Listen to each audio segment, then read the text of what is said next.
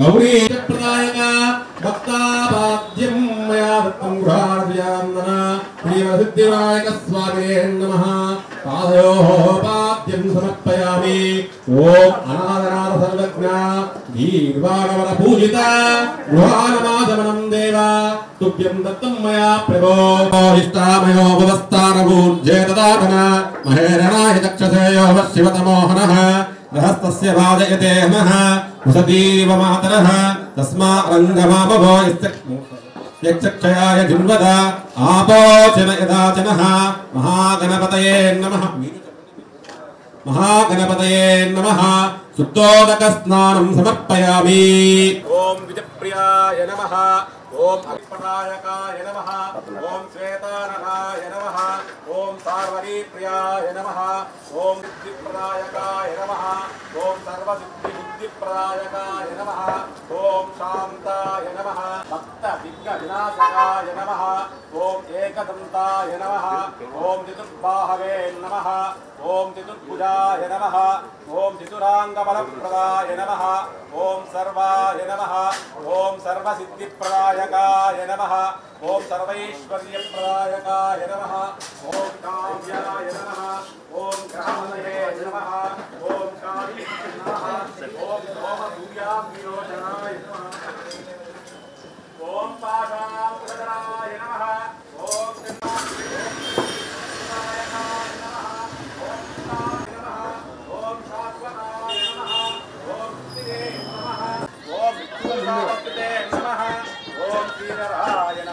ओम ईश्वराय नमः ओम आश्रितवत्सलाय नमः ओम भक्तभाञ्जितबलप्रदायकाय नमः ओम कैवल्याय नमः ओम सच्चिदानंद विग्रहाय नमः ओम ज्ञानिने नमः।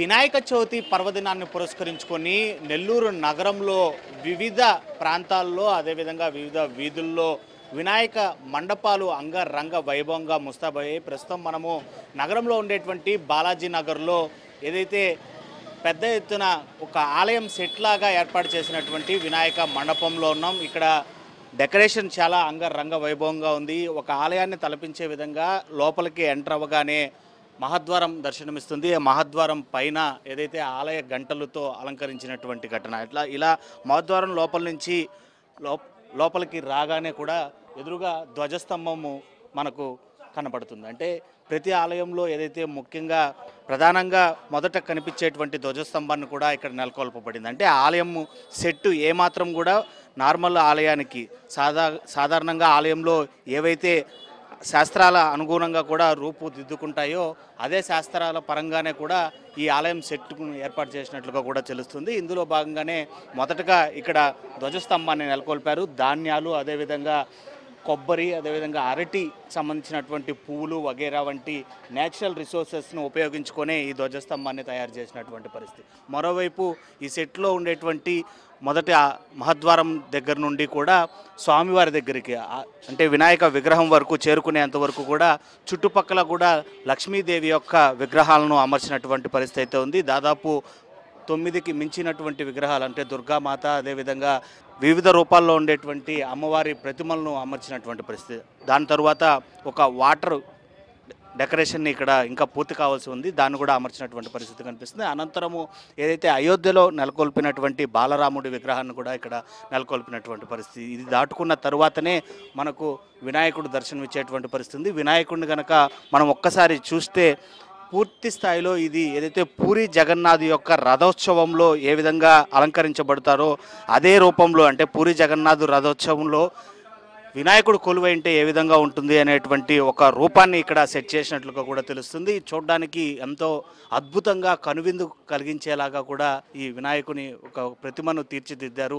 అదేవిధంగా ఈ రథాన్ని కనుక చూస్తే కూడా పూర్తిగా కూడా ఎంతో చూడంగానే ఇది నిజంగానే రథమా అనే స్థితి కల్పిస్తుంది. కనువిందు చేస్తున్నటువంటి పరిస్థితులు చాలా స్పష్టంగా కనిపిస్తున్నాయి. ఇప్పటికే వినాయక చవితి ప్రారంభమైనటువంటి నేపథ్యంలోనే ఉదయం నుండి వేద మంత్రోచ్చారణల నడుమ స్వామివారికి ప్రత్యేకమైనటువంటి పూజలు చేయించుకుంటున్నారు.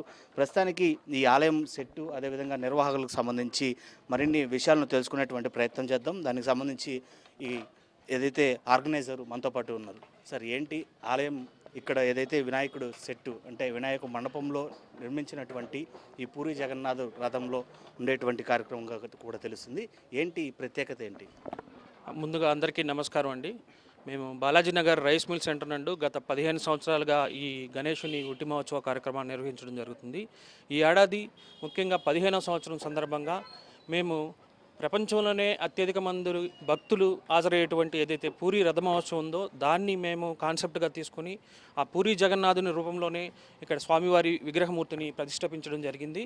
అలాగే దీంతోపాటు చాలామంది భక్తులు మాకు ప్రజలు వస్తున్నారు కాబట్టి వాళ్ళ రిక్వెస్ట్ మేరకు అయోధ్య టెంపుల్లో ఉండేటువంటి శ్రీరామ భగవాన్ని కూడా మేము ఇక్కడ ప్రతిష్ఠాపించి ప్రజలందరికీ కూడా వచ్చి వారి యొక్క దర్శనం భాగ్యం కలగాలని చెప్పి మేము కోరుకుంటున్నాము.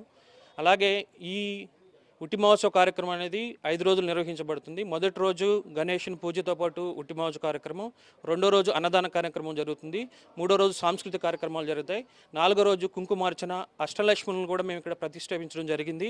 అమ్మవార్లకి కుంకుమార్చన చేయడం జరుగుతుంది నాలుగో రోజు. ఐదో రోజు భారీ మేళతాళాలతో స్వామివారి నిమజ్జన కార్యక్రమం అనేది నిర్వహించడం జరుగుతుంది. మేము ఇంత ఘనంగా నిర్వహించడానికి ముఖ్య కారకులైనటువంటి మా మిత్రమండలి, అలాగే మాకు సపోర్ట్ చేసినటువంటి ప్రతి ఒక్కరికి ఈ జిల్లా నుంచే కాదు చాలామంది ప్రముఖ వ్యక్తులు మాకు ఇతర రాష్ట్రాల నుంచి కూడా వారి యొక్క సహాయ సహకారాలు అందిస్తున్నారు. వారికి కూడా మేము పేరున ధన్యవాదాలు తెలియజేసుకుంటాం. అలాగే జిల్లా ప్రజలందరూ కూడా మా Balaji Nagar rice mill centre నందు వచ్చి స్వామివారిని దర్శించుకొని స్వామివారి కృప పాత్రవ్వాలని, అలాగే వారి యొక్క భక్తిభావం పెంపొందించి సద్మార్గం వైపు నడవాలని చెప్పి మేము వారికి విజ్ఞప్తి చేస్తున్నాం. ఒకసారి ఆ రథం యొక్క విషయాన్ని చూసినా లేదా స్వామివారి యొక్క విగ్రహ నైపుణ్యం చూసినా కూడా చాలా న్యాచురల్గా కనిపిస్తున్నటువంటి పరిస్థితి. అంటే ఇలా తీర్చిదిద్దడానికి చాలా నైపుణ్యం కలిగినటువంటి నిపుణులు అవసరం పడుతుంది. సో ఎక్కడి నుంచి ఆ నిపుణులను తీసుకురావడం జరిగింది, అదేవిధంగా ఎన్ని రోజులు శ్రమిస్తే ఇలాంటి రూపం వచ్చింది?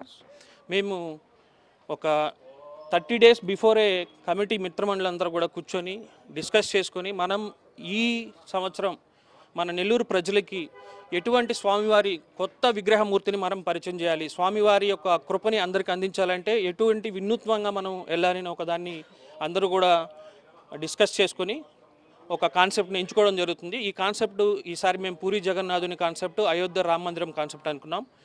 దీన్ని మెయిన్గా ఒక 4 రోజుల క్రితమే మేము యొక్క దీనికి రూపకల్పన ఎలా ఉంటుందో దాని అంతా కూడా స్కెచ్ చేసి ఒక మాస్టర్ దగ్గర ఇవ్వడం జరుగుతుంది. ఆ కళాకారులంతా 4 రోజులు శ్రమించి దీన్ని తయారు చేశారు. ఇది సింగపేటలో ఒక స్వామివారు ఉన్నారు, చాలా పాత వ్యక్తి, ఆయన చాలా నైపుణ్యం గలవారు ఈ జిల్లాలోనే. ఆ స్వామివారు ప్రత్యేకంగా 4 రోజులు శ్రమించి వారి టీం అందరితో కూడా ఈ విగ్రహమూర్తిని మాకు అందించడం జరిగింది. ఎలాంటి మెటీరియల్ యూజ్ చేయడం జరిగింది, అందులో నిమజ్జనం జరిగేటువంటి పరిస్థితుల్లో ఆ మెటీరియల్స్ అంతా కూడా నీటిలో కలిసిపోయే పరిస్థితి ఉంటుంది? అవునండి, కంప్లీట్ ఇక్కడ మేము ప్రతి సంవత్సరం కూడా న్యాచురల్ కలర్స్నే యూజ్ చేయడం జరుగుతుంది. మనం నిమజ్జనం చేసినటువంటి కొద్ది రోజుల్లోనే ఇవి వాటర్లో డిజాల్వ్ అయిపోవడం జరుగుతుంది. స్వామివారు కూడా మేము ప్రకృతిని కూడా కొద్దిగా ఆరాధిస్తాం కాబట్టి అందుకని ఎక్కువ నేచర్ ఫ్రెండ్లీ గణేషుని మేము తీసుకురావడం జరుగుతుంది. 10 సంవత్సరం. ఎన్ని రోజుల పాటు గణేశోత్సవాలు జరుగుతున్నాయి, అందులో ఎంత వ్యయంతో కూడినటువంటి పరిస్థితి ఇక్కడ ఏర్పడింది? మాకు ఈ సంవత్సరం అయితే దాదాపు 25 లక్షల వరకు మేము వెచ్చించడం జరుగుతుంది. ఇదంతా కూడా మా యొక్క మిత్రమండలి మరి యొక్క అందరి ప్రముఖుల యొక్క సహకారంతోనే జరుగుతుంది. ఈ 5 రోజుల కార్యక్రమం నిర్వహించగలుగుతుంది. మొదటి రోజు వచ్చి పూజా కార్యక్రమం ఉట్టి మహోత్సవం, రెండో రోజు అన్నదానం జరుగుతుంది, మూడో రోజు సాంస్కృతిక కార్యక్రమాలు, అలాగే 4వ రోజు అష్టలక్ష్మి దేవతలకి కుంకుమార్చన జరుగుతుంది, 5వ రోజు నిమజ్జన మహోత్సవం నిర్వహించడం జరుగుతుంది. Right, thank you. అది ప్రపంచంలోనే అత్యంత ప్రాముఖ్యత కలిగినటువంటి పూరి జగన్నాథుని రథోత్సవాన్ని నెలకొల్పే విధంగా, అంటే దాన్ని ఆ కనువిందు కలిగించే విధంగా కూడా ఈ వినాయక ప్రతిమను ఇక్కడ ప్రతిష్ఠించడం జరిగింది. ఒక పూరి జగన్నాథుడు కాకుండా వినాయకుడు ఆ రథంలో ఉంటే ఏ విధంగా ఉంటుంది అని ప్రజలకు చూపించడానికి, అదేవిధంగా వినాయక చవితి మహోత్సవం నాడున వినాయకుడిని అనేక రూపాల్లో కొలిచిన, ఏ రూపంలో కొలిచినా ఆయన అందరికీ కూడా అనుగ్రహిస్తారు కనుక ఇక్కడ బాలాజీ నగర్ వాసులందరూ కూడా ఒక నెల ముందు పాటు కూడా చర్చించి ఈ పూరి జగన్నాథ్ రథంలో వినాయకుని విగ్రహం నెలకొల్పడము అనేటువంటి ఒక కాన్సెప్ట్ని అనూహ్యంగా తీసుకురావడం జరిగింది. అది కూడా అత్యంత అద్భుతంగా తీర్చిదిద్దినటువంటి నిపుణులు కూడా మనం చాలా విజువల్స్ చాలా క్లియర్గా కనిపిస్తుంది. దీంతోపాటు అష్టలక్ష్ముల విగ్రహాలను నెలకొల్పి అక్కడ కుంకుమార్చన చేసేటువంటి కార్యక్రమానికి కూడా శ్రీకారం చుట్టామని చెప్తూనే అన్నదాన కార్యక్రమం కూడా జరుగుతుంది. అదేవిధంగా ఉట్ల మహోత్సవాన్ని కూడా నిర్వహించబోతున్నాము. 5 రోజుల పాటు నిర్విరామంగా వేలాది మంది భక్తుల నడుమ జరిగేటువంటి ఈ కార్యక్రమంలో నెల్లూరు నగరవాసులందరూ కూడా పాల్గొని వినాయకుని యొక్క కృపలో భాగస్వామ్యులు కావాలని చెప్పి కూడా ఇక్కడ నిర్వాహకులు కోరుతున్నటువంటి పరిస్థితి అయితే కనపడుతుంది.